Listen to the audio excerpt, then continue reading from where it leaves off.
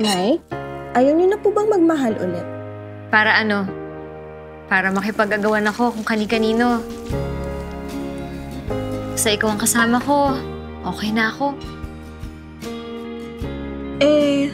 Paano po kung ako na yung makakahanap ng mga kasama? Paano na po kayo? Si Jeric, siya yung kinakwento ko sa'yo. Ang amo ng mukha niya.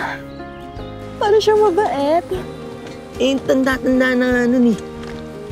Kung tutusin nga, pwede mo na maging tatay o uncle yun. Tuwa na lang sa tamang tao.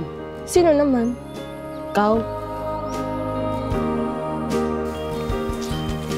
Nais kong malaman ng mundo na ikaw. Tingnan mo si Tito Jeric mo.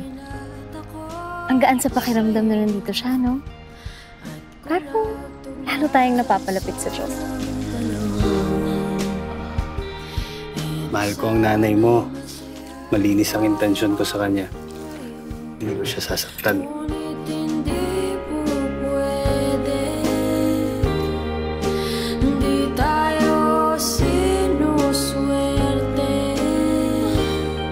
Mas mabuti. Alam mo ba kung anong hirap? Anong hirap? Anong pagod? Sorry, Nay. Hindi ko sinasadya. Sana inisip mo yan bago ka bumuka ka sa harap niya. Delikado, delikado, delikado.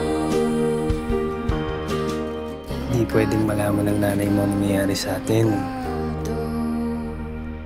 Magagalit ang mundo, galit ang mundo, galit ang mundo.